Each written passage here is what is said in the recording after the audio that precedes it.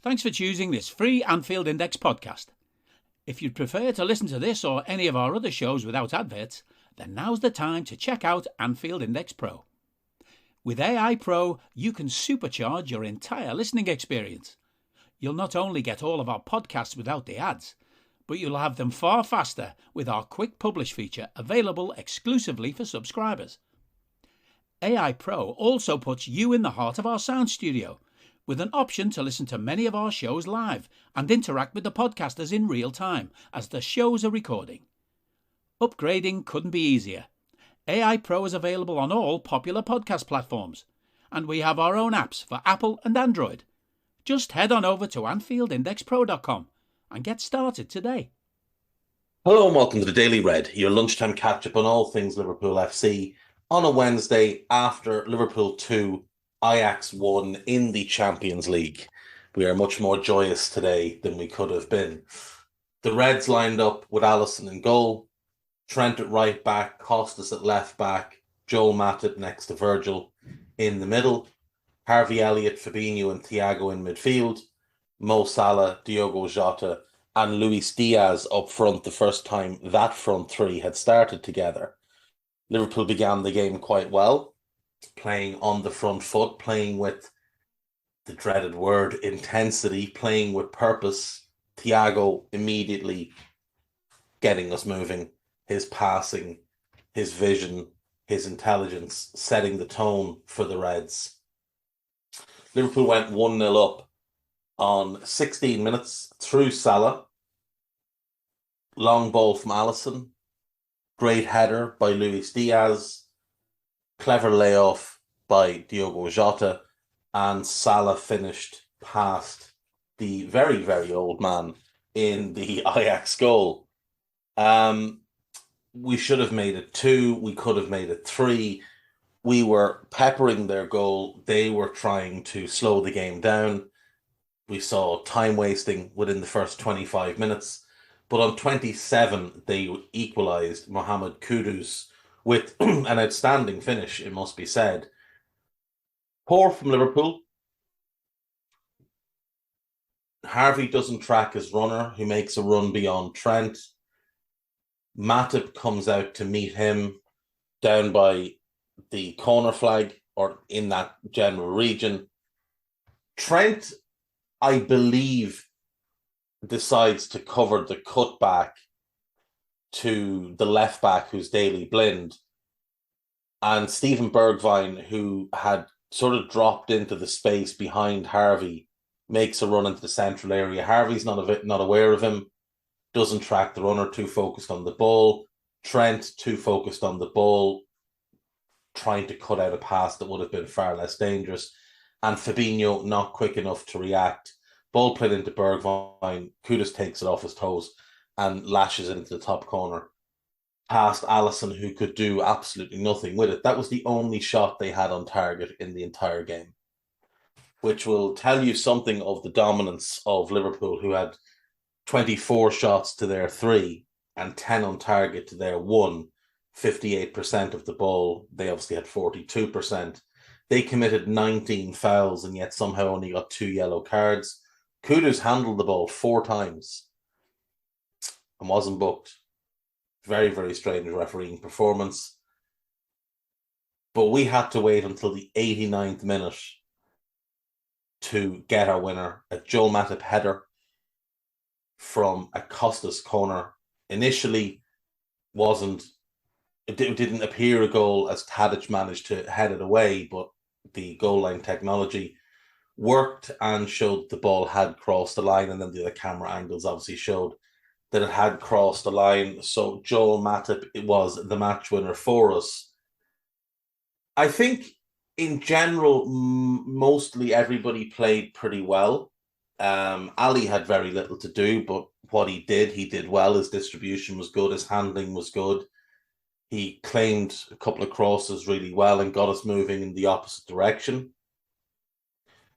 Trent had that one moment for their goal where he's not necessarily to blame, but he could do better. There's been lots of big-brained analysis from, the likes of Rio Ferdinand in the aftermath, which is just, it's literal garbage, absolute garbage. Um, Second half, Trent was outstanding defensively. 1v1, he stopped Bergwijn 3 or 4 times in really impressive fashion. Matip played well. His ball carrying was his most prominent attribute in this game, as it often is. He didn't have a ton to do defensively, but when he picked the ball up and ran at them, they had no real idea how to deal with him. Virgil looked close to his best. I thought he had a very good game, was more decisive, more aggressive in this game. Had a couple of good headed opportunities as well. Probably should have scored one of them. Costas had a very good game at left back. Defensively, he was quite strong. His crossing was good, was accurate. He got into good positions. His touch, his ball carrying, all very good. Harvey struggled a bit, especially off the ball. He was poor off the ball, lost all 5 of his duels, failed to complete a dribble as well, which is unusual for him. He looked like a boy playing with men. He looked small. He looked skinny. He didn't look like he had the physicality for that kind of game. I thought Fabinho was excellent.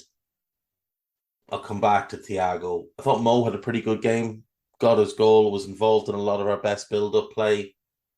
Jota had a really impressive game. First time this season that he's looked like himself. And hopefully we can get back to Diogo Jota that we saw in the first half of last season when he scored 14 goals before January 1st. It should be pointed out, he got 7 goals and 6 assists after January 1st. So this idea that he fell off a massive cliff isn't really true. He wasn't nearly as good, but he was still pretty good. And I thought Luis Diaz had a good game. Got himself into some good positions, was a constant thorn in their side, took the game to their defenders every time he had the opportunity to. Klopp's first change saw Bobby for Harvey and Darwin for Jota. Jota obviously only back from injury, probably had a minute's restriction on the game. And like I said, Harvey had struggled. So I understood both substitutions. I would have preferred to have seen Fabio Carvalho for Harvey because we did move to 4-2-3-1. And that's the 3rd game in a row we've done that. And I just thought Carvalho, with his little burst of pace and his ability to get into goal-scoring positions from that deeper role without defenders really noticing that he's there, something he did brilliantly at Fulham was just kind of ghost into positions with defenders failing to track him. I thought he could have made a big difference because we were able to run off the back of their midfield because Alvarez, while he's a good player, isn't the quickest. Berghuis doesn't really have the best defensive awareness, and Kenneth Taylor can't cover everything. Thiago had run off the back of them a couple of times and they couldn't catch him, so they probably wouldn't have caught Fabio, who's really quick. Bobby, though, is very slow, so they were more able to deal with him. I thought Darwin played well. He had a rough kind of first 5 minutes because the game was being played at a decent clip. He came on, his touch was a little bit off, but as I've said before, and I said this on Raw, he's played so little football this year. He's only up to about 270 minutes in the first team now, and that includes the Community Shield. So he just doesn't have any rhythm. And most of the minutes he's played have been in a bad team, playing really poor stuff. Fulham, they were awful. He came on, rescued the game. Palace, we played pretty well, but not great. Everton, we were generally dreadful. And Napoli, we were appalling. So, the only time he's been in the team when it's been playing well was the City game, and he tore them apart. And then he came on last night, and I thought he caused Ajax a lot of problems with his movement, with his willingness to run the channels. His hold-up play was pretty good. And once he settled into the game, I really did think he looked like he belonged. And the other thing to factor in as well, inclusive of last night, he's played less than 60 minutes with Trent, Thiago, and Salah all on the pitch with him. I mean, they're the players who are going to create the chances for him. You look at Haaland, Take away De Bruyne, what would Haaland be doing? Standing around scratching. Haaland needs De Bruyne, Bernardo, Gundogan, Foden, Cancelo. He needs all of these players to get him chances. And the difference between Haaland and Darwin is that the players around Haaland are playing well, that the team around him is playing well, and that they're creating boatloads of chances for him. Because he himself is not playing particularly well. People get too wrapped up in goals equal good performance, but that's not the case. You take the goals out of Haaland's performance and actually just watch him play, and you really won't be impressed this season. Now, once he settles and everything clicks a bit better, I think people will be impressed with Haaland, obviously. But goals mask a lot of things. You look at the game against West Ham, he did nothing, then he won a penalty and scored it. Then he got a second goal. And outside of that, didn't really do anything. Look at the Newcastle game. He was atrocious, but he scored. Even against Palace, his first half display was absolutely abysmal. So he's getting the opportunities and he's got players around him who can elevate him. We have players who can elevate Darwin, but they haven't been playing well. We haven't been playing well. If Darwin had 5 or 6 goals, nobody'd be saying a word, even if he was playing the exact same way. But goals colour people's opinions so much. And look, it's kind of understandable when it's a striker. But goals don't equate to a good performance. There's more to it than that, in my view, anyway. And I think Darwin is showing more than enough to suggest that we've once again made a good decision in bringing him to the club. We got our goal in the 89th minute through Joel. And, was I going to go back and talk about Thiago? I was going to go back and talk about Thiago, wasn't I? Thiago was outstanding last night. By far the best player on the pitch. Ajax just couldn't cope with him at all. Couldn't find him, picking up little bits of space, manipulating the ball, manipulating their defence, pinging things left and right. The one dummy step over that he did in a central area to leave the ball for Costas, just mind-blowing, genius level stuff from the great Spaniard, who just makes everything work for us. Like, we look like a football team again with him on the pitch yesterday. And we haven't really looked like a football team since the Community Shield. So as long as he is fit, we will be fine. We will be absolutely fine. I think it's worth saying that that's a good Ajax team with a lot of good players who will likely move on to, richer clubs, not bigger clubs, because not many bigger clubs than Ajax, but richer clubs. Like the right back ranch is quality. Timber and Bassi are both set for big careers. I think Bassi had probably one of his worst games that I've seen last night. He really struggled with Mo. That says more about Mo than about Bassi, though. Taylor's very good. And I think Kudu's impressed basically everybody last night. Should point out that there has been the usual lying about Liverpool fans in certain corners of the media regarding the moment's silence. So it's important to understand it's not a minute silence, it's a moment of silence. That can be 20 seconds, 40 seconds, however long. It was almost impeccably observed. Almost impeccably.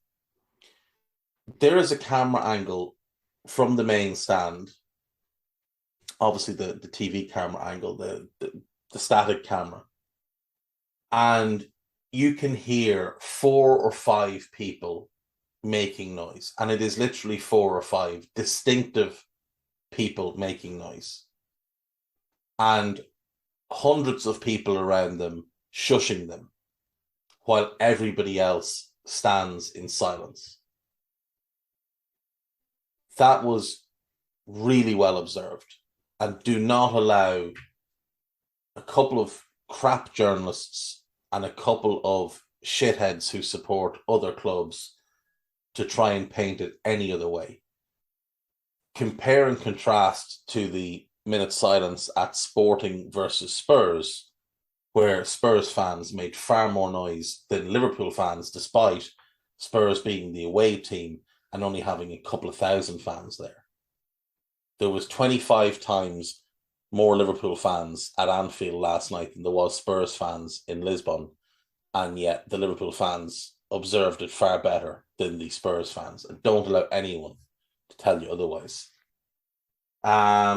This is Anfield, obviously has plenty of coverage. Should point out, Bajcetic came on for the last couple of minutes to replace Thiago. Didn't really have much involvement in the game, but nice for him to get a run out. Milner came on for Diaz on about 90, 91, and gave me heart palpitations.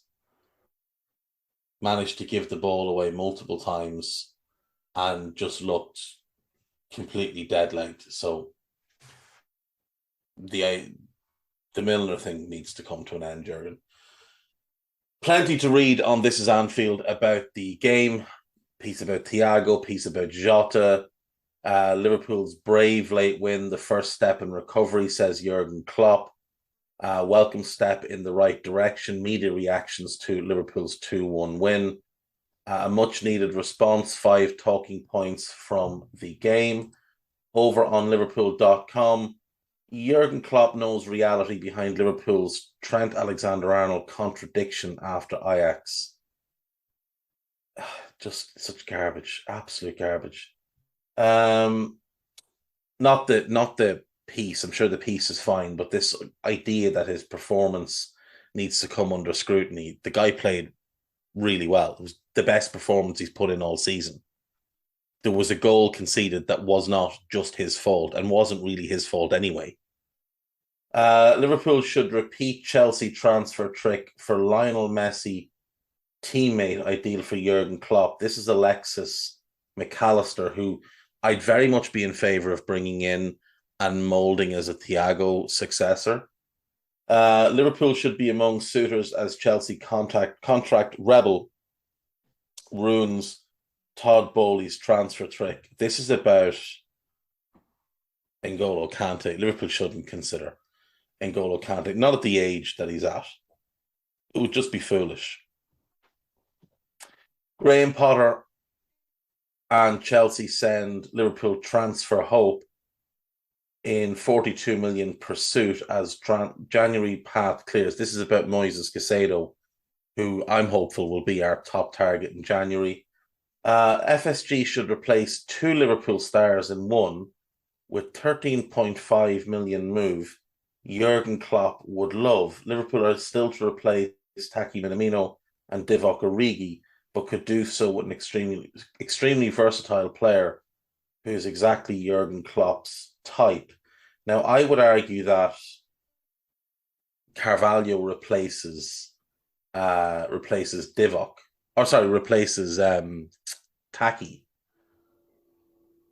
So the player here is Silas from Stuttgart.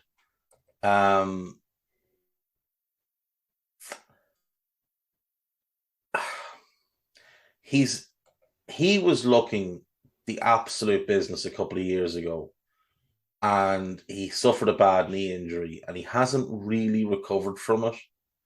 And he hasn't really been the same player since.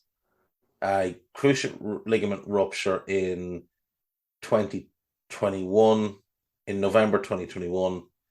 Sorry, it was in March 2021, and he was back around November time. So he's back fairly quick. But he just hasn't looked 100% since. He did miss 11 games last season because of a shoulder injury. He just hasn't looked the same player yet. Now, he may well get back to that level.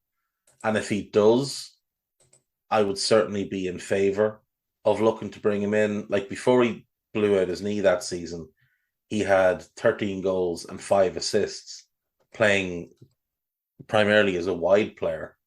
Last season, only 9 appearances and 9 appearances in the league and didn't play in the cups, didn't score, didn't assist, 272 minutes. So he basically lost all of last season as well. It just hasn't looked great this season. But yeah, I mean, I wouldn't be against it if the price was right. I'll tell you who I would take is Mohamed Kudus. A lot of people have talked about Liverpool needing a backup for Mo, a successor for Mo potentially. Wouldn't he be someone you'd want to look at? And what else is here? Liverpool should heed Ajax and Everton transfer hint. Oh yeah, this is about Kudus. So that's fine. Liverpool could have signed Erling Haaland as Jude Bellingham price way more than expected. This is going to be some tripe. Ajax boss pays high compliment. Alfred Schroeder was full of compliments for Liverpool after the game, which was nice to see. Liverpool could have got Haaland. A Molde scout says we looked at him when he was at Molde, but I mean, there's no guarantee that if we bought him then he would be the same player as he is now. Bellingham race hots up. Oh, Fabrizio Romano on his YouTube channel has said the price will be higher. The guy doesn't know anything. On AnfieldIndex.com, there is player ratings from last night by Stephen Smith.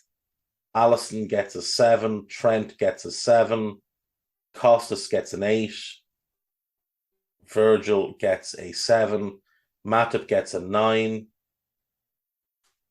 Fabinho gets a 7, Harvey gets a 6, Thiago gets a 9, Mo gets a 7, Jota gets a 7, Diaz a 7, Darwin and Bobby get 6s, Jurgen gets a 7, Milner and Bastich weren't on long enough to get any kind of ratings. He has picked Joel as man of the match, and I just have to disagree because Thiago was the best player on the pitch by a considerable margin. We did do Raw last night, myself, Trev, and Harry Setti, entitled Matiping Point. Trev loves puns and plays on words, so it's his fault. That's it. That's me for today, folks. I will see you all tomorrow. Take care of yourselves. Enjoy your Wednesday. Enjoy watching Champions League games with no stress. See you tomorrow. Bye-bye. We hope you enjoyed listening to this Anfield Index show. Please be sure to subscribe to our channel so future podcasts find their way to your device automatically. There's nothing quite like fan engagement, and we'd love to know what you think of anything discussed on this show. The best way to get in touch is over on our free Discord community, where both podcasters and listeners debate the hottest LFC topics 24/7.